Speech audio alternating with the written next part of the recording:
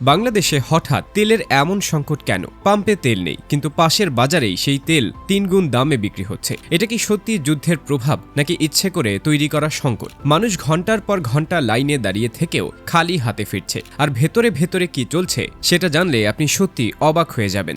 শুরুতে বলা হয়েছিল দেশে প্রায় ১৩ থেকে ১৪ দিনের মতো তেলের মজুদ আছে। তখন পরিস্থিতি সামাল দিতে সরকার তেল বিক্রিতে কিছুটা নিয়ন্ত্রণ আনে। বিভিন্ন গাড়ির জন্য নির্দিষ্ট পরিমাণ তেল দেওয়া হচ্ছে, যেন সবাই সমানভাবে পায়। কিন্তু কিছুদিন পর বলা হলো ভারত আর সিঙ্গাপুর থেকে তেল আসবে, তাই আর কোনো সমস্যা নেই। এরপর সেই নিয়ন্ত্রণ তুলে নেওয়া হয়, আর তখন থেকেই পরিস্থিতি বদলাতে শুরু করে। মানুষ হঠাৎ করেই বেশি বেশি তেল কিনতে শুরু করে। কেউ ভবিষ্যতের চিন্তায় মজুদ করছে, কেউ আতঙ্কে প্রয়োজনের চেয়ে বেশি নিচ্ছে। ফলে এক সপ্তাহের তেল ২-৩ দিনের মধ্যেই শেষ হয়ে যাচ্ছে।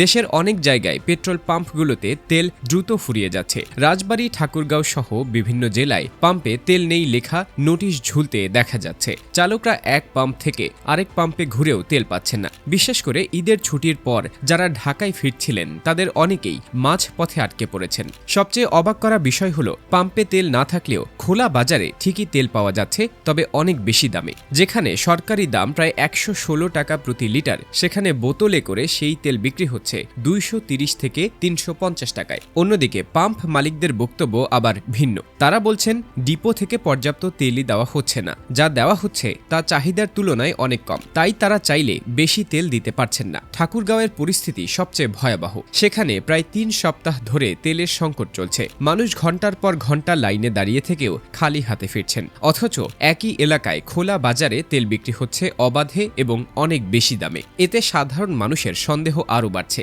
পাম্পে তেল না থাকলেও বাজারে এত তেল আসছে কোথা থেকে? এই সংকটে সবচেয়ে বেশি সমস্যায় পড়েছেন কৃষকরা। এখন সেচের মৌসুম, কিন্তু ডিজেল না পেয়ে তারা ফসল নিয়ে দুশ্চিন্তায় আছেন। অনেকেই বাধ্য হয়ে বেশি দামে তেল কিনছেন, যাতে অন্তত তাদের ফসল বাঁচানো যায়। বাংলাদেশ পেট্রোল পাম্প মালিক সমিতি সতর্ক করে জানিয়েছে, যদি দ্রুত পরিস্থিতি স্বাভাবিক না হয় তাহলে সারা দেশে পাম্প বন্ধ হয়ে যাওয়ার আশঙ্কা রয়েছে। তাদের দাবি, প্রতিদিন যে পরিমাণ তেল সরবরাহ করা হচ্ছে তা দিয়ে চাহিদা মেটানো সম্ভব নয়। সরকারের পক্ষ থেকে অবশ্য বলা হচ্ছে দেশে তেলের কোনো সংকট নেই এবং পরিস্থিতি নিয়ন্ত্রণে আছে। তারা আশ্বস্ত করছে যে বিদেশ থেকে তেল আমদানির ব্যবস্থা করা হয়েছে এবং সরবরাহ স্বাভাবিক থাকবে। কিন্তু বাস্তব পরিস্থিতি দেখে মানুষ সেই আশ্বাসে পুরোপুরি ভরসা পাচ্ছেন না, কারণ তারা নিজের চোখে দেখছেন পাম্পে তেল নেই, লাইনে দাঁড়িয়ে থেকেও তেল পাওয়া যাচ্ছে না, অথচ বাজারে বেশি দামে ঠিকই পাওয়া যাচ্ছে। সব মিলিয়ে এখন পরিস্থিতি খুবই সংবেদনশীল। এটা শুধু সাময়িক সমস্যা নাকি বড় কোনো সংকটের শুরু, সেটা